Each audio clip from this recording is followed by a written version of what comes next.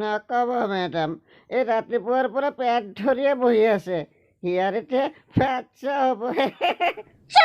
মাইকী মানুহৰ লগত কেনেকুৱাকে কথা ক'ব লাগে নাজানা? ইয়াৰ পোৱালি হ'ব। ইয়াৰ পৰা লৈ যা, মই ইয়াক চিকিৎসা কৰি আছো। অজয় আৰু বিজয় তাৰ পৰা গুচি গ'ল। বুজয়, তই এনেকুৱা ধৰণৰ কথা ক কিয়? নাৰ্ছ বাইদেউ এতিয়া বেয়া পালে নহয়। আমি এতিয়া কেনেকৈ যাম আৰু এই বাইদেউৰ ওচৰত কোৱাচোন? আৰে ভাই, তই বেকাৰ ইমান টেনশ্যন কৰিছ।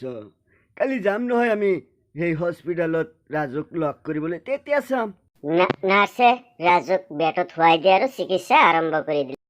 ৰাজু ৰাতি যেতিয়া টোপনি যাবলৈ ধৰে তেতিয়াই তেওঁ এটা ভয়ংকৰ শব্দ শুনা পায়। ৰাজু ভয় খাই উঠি বহিল।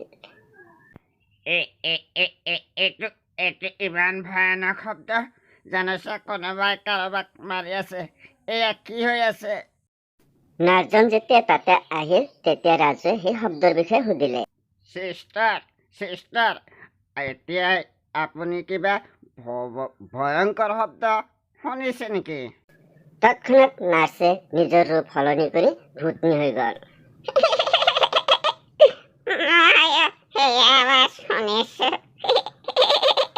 কাৰণ সেই আৱাজ ময়ে কৰিছিলো। মোৰ বৰ ভোক লাগিছে আৰু মোৰ যেতিয়া ভোক লাগে মই এনে কৰিছো। মই ক'তে মৰিলো, মোক বচাও। ৰাজু ভয়তে দৌৰিবলৈ ধৰিলে। ঠিক তেতিয়া ডক্টৰ আৰু ৱাৰ্ড বয়জন এই ভূত হৈ আহি তেওঁৰ আগত ৰৈ দিলে। তুমি কত যাব নোৱাৰা ৰাজু, তুমি কত যাব নোৱাৰা। আমি তোমাক যাব নিদিওঁ, তুমি আমাৰ খাদ্য হ'ব লাগিব। ডক্টৰ, ৱাৰ্ড বয় আৰু নাৰ্ছে ভয়ংকৰভাৱে ৰাজুক মাৰি পেলাই তেওঁৰ মাংস খাবলৈ ধৰিলে। আৰু ইফালে অজয় বিজয় পিছদিনাখন যেতিয়া ৰাজুক বিচাৰি আহিল তাতে নাপাই ৱাৰ্ড বয়ক সুধিলে। অ' দাদা, কালি যে আমি ৰাজুক ইয়াতে ভৰ্তি কৰাই থৈ গৈছিলো, আমাৰ বন্ধু সেই ৰাজু ক'ত? তই ৰাতি ইয়াৰ পৰা গুচি গৈছে, ঘৰ পোৱা নাই নেকি? তেওঁ আজি আকৌ পুৱাতে আহিব বুলি কৈছে। আৰে, তেওঁতো ৰাতি ঘৰতে যোৱা নাই, গৈছে কৰবালৈ মোক মাৰিবলৈ, বদমাইছ কৰবাৰ। অজয় আৰু বিজয়ে তাৰ পৰা ঘৰলৈ গুচি গ'ল। কিছুদিন এনেদৰেই গ'ল, কাৰো একো ক্ষতি হোৱা নাছিল।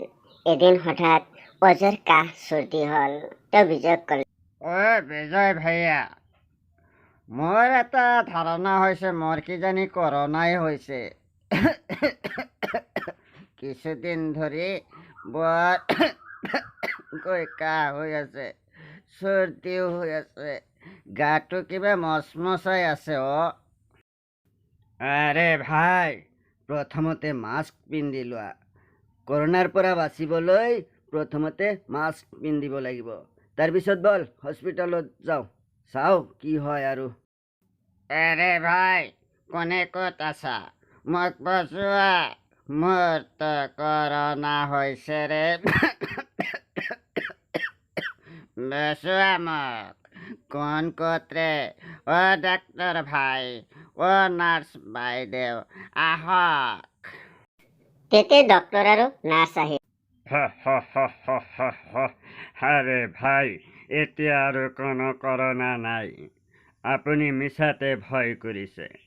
নাৰ্ছ, ইয়াক এডমিট কৰাই চিকিৎসা আৰম্ভ কৰি দিয়া। অজয়ক বেডত শুৱাই দিয়ে। যেতিয়া ৰাতি হ'ল বিজয় তেওঁৰ ওচৰতে শুই পৰিল। অজয়ৰ টোপনি নধৰিল। তেতিয়াই অজয়ে এক ভয়ংকৰ শব্দ শুনা পালে। সি উঠি বহিল আৰু শব্দ অহা ফালে আগবাঢ়ি গ'ল। তেওঁ খিৰিকীৰে যি দেখিলে তেওঁৰ প্ৰাণবায়ু উৰি যাওঁ লাগিল।